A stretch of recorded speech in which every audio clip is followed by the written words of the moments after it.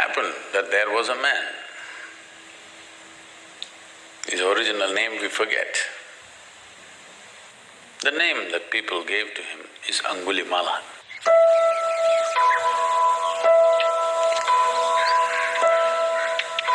Something happened to him. He felt the society has been unfair to him, became an angry man.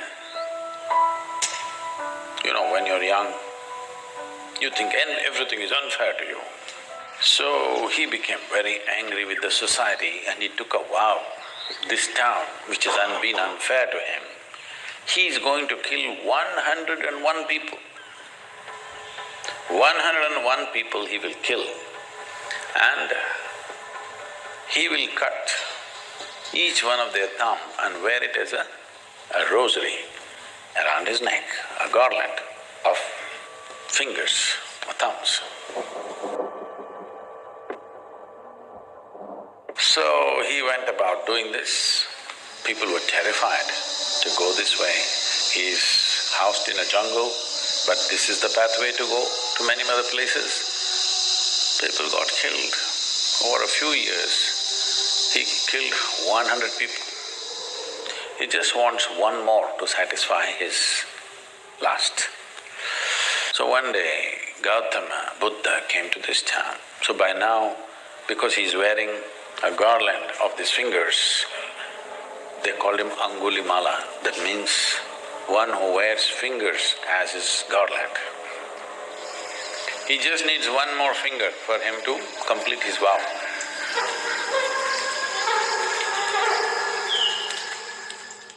Gautama came and he was to go that way. People said, don't go this way. This is an animal. This is not a man. This is not somebody you can go and give teaching or make him meditative. Just don't go because just one more life he wants, we don't want yours to be that one. And Gautama said, if I don't go, who will go? And he will remain unfulfilled. He just needs one more finger. If I do not go, who else will go? Let me go. So he went. Angulimala was sitting on a rock.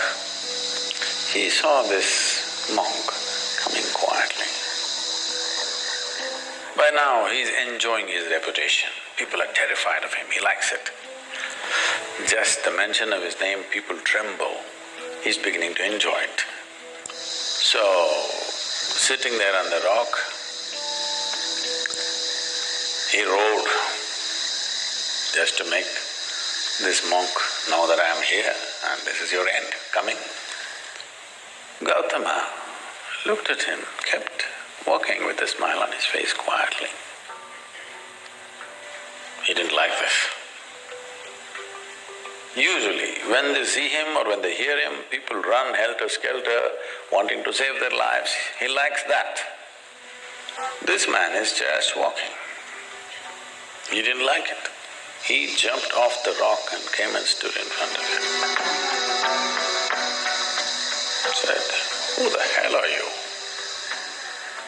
And, do you know who I am? He showed his mala, all fingers.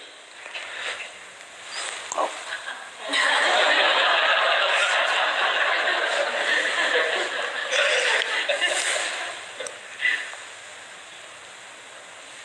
And you know about me? Gautama said, well, I've heard a lot about you. What about it? And he kept walking. Where do you think you're going? You still going when I'm talking to you? Gautama said, I stopped going long time ago. My going stopped long time ago. I have arrived. You're the one who's trying to go somewhere. Then Angulimala laughed, he said, rubbish, you are definitely an insane man. I'm standing still, you say I'm going. You're walking and you say you're not going. What's wrong with you? He said, no, I have arrived long time ago, I am not going anywhere. You're the one who's trying to go somewhere. But you don't know how to go there. You want my finger? Or you want my neck? Hang my head as a pendant, as a pendant. You got fingers, you can hang my head. Now it'll be a good pendant for the necklace. Because I'm done, I've arrived. It doesn't matter whether I'm physically here or not, you can do what you want. See, the pleasure of this killing is only when you're terrified and you don't want to die. When someone wants to die and they don't care, what's the use of killing this guy?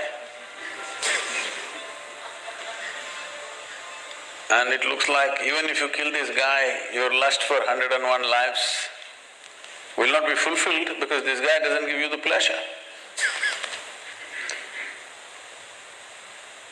Then he said, wait, you tell me, what is this about? You're moving and you're saying you have arrived and you're not moving. I am not moving and you say I'm moving.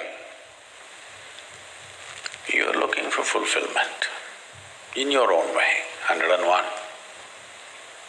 I'm fulfilled, there's a big difference. And you can take my life. If you think you're going to be fulfilled, do it. Because this is my work, to fulfill people. If it's going to happen so easy that without a teaching, just by slashing my throat, you're going to be fulfilled, just do it, what's the problem? Now Angulimala became his star disciple.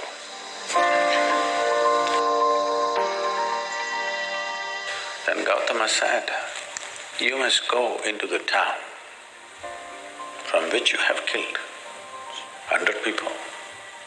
In a small town, 100 people means almost every family has lost somebody to this man. So he made him into a monk. Gautama's monks were called bhikkhus. Bhikkhus means beggars, literally. So he gave him an yellow cloth and a begging bowl. He said, go look for some food in the town. So Angulimala came into the town as a monk. People saw this and they were terrified, they don't know why he has come. They all went and stood on their terraces because they are afraid what he will do. Then when they saw he's become tamed, he's not the same fierce man, then they started throwing stones at him because each family has lost somebody to him. So he continued, stones hit him, he was bleeding all over. Then when it became, stone throwing became little in excess. Then Gautama came in, asked the people to stop and said, this is not the same man. This man is an extension of me. You're throwing stones at me. Just stop. There's no point killing this man because this man in a very hard way has come to realization. You can't waste this man now by killing him. And Angulimala became, as I said, a star disciple, went all over the country spreading Buddha's way of teaching, living and knowing. So it doesn't matter what kind of fulfillment you're looking for. You think it will happen with education, or at least you thought. The moment you got educated, you felt like a fool. If I don't have a job, what is the use of this education? You got a job, you felt great. Then after some time you felt like a fool. What do I do with this money if I don't find that my dream man or dream woman? That happened. After some time you felt like a fool. This goes on. The desire is simply to expand, that's your desire. If you choose physical, material ways to expand, you can go that far, or that far, or that far. but still there will be desire. Yes. If I make you the king of this planet, you will look at the other planets. If I give you the solar system, you will look at the galaxy. If I give you one galaxy, you will look at the other galaxies. Now, what you're looking for is not this or that, you're looking for expansion. If you look at it consciously, you will become yoga. Yoga does not mean twisting and turning. You will come to union with the rest of the creation. If you do it unconsciously, it becomes compulsive desire, that's all.